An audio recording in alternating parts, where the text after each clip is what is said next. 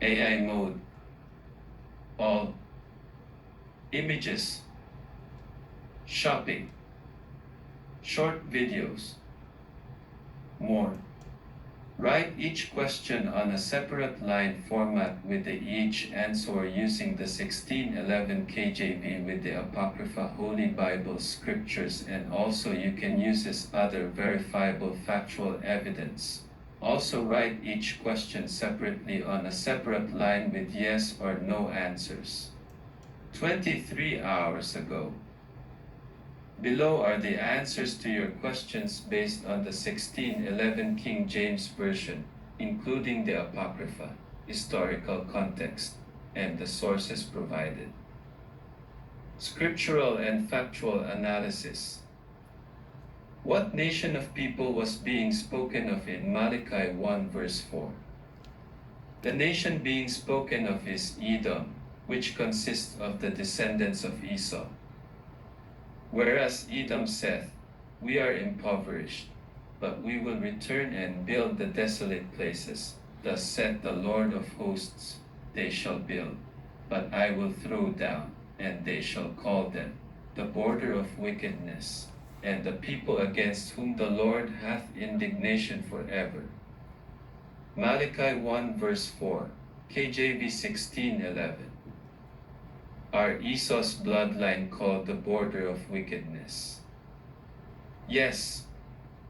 As stated in Malachi 1 verse 4, the Lord designates their territory and people as the border of wickedness. Are they the people against whom the Lord hath indignation forever? Yes. Malachi 1 verse 4 explicitly states they are the people against whom the Lord has indignation forever. Is Esau's bloodline the border of wickedness, meaning the beginning and the end of wickedness? Yes, in a prophetic/symbolic sense. In the Apocrypha, 2 Esdras 6:9 states, for Esau is the end of the world, and Jacob is the beginning of it that followeth. This suggests Esau's dominion represents the conclusion of the current age of wickedness. Does indignation mean righteous hatred? Yes. In a biblical context, indignation refers to anger excited by that which is unworthy, base, or unjust, essentially, God's holy and righteous anger against sin. Does the website thetorah.com/article/Esau-the-ancestor-of-Rome say that Esau is the ancestor of Rome? Yes. The article details how Jewish midrashic and rabbinic tradition transitioned the identification of Edom from the local nation of the Levant to the Roman Empire. Can most modern-day Europeans claim some kinship with the ancient Romans? Yes.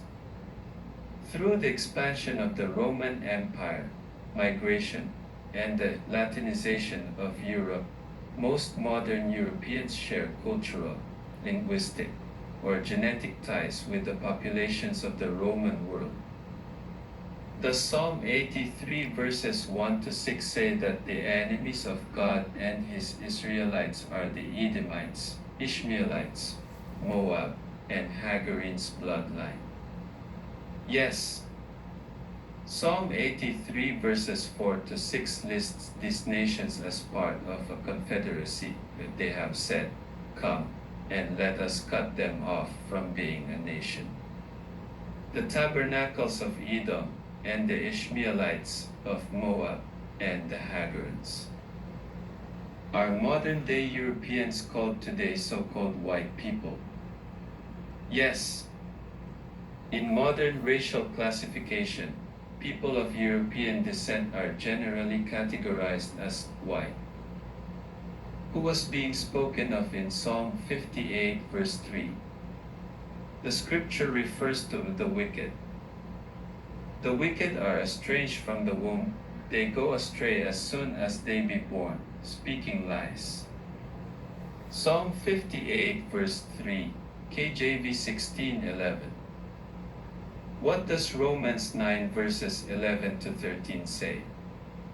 It discusses God's sovereign choice between Jacob and Esau before they were born.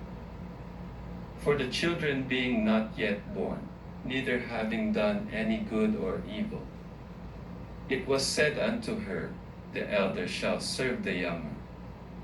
As it is written, Jacob have I loved, but Esau have I hated.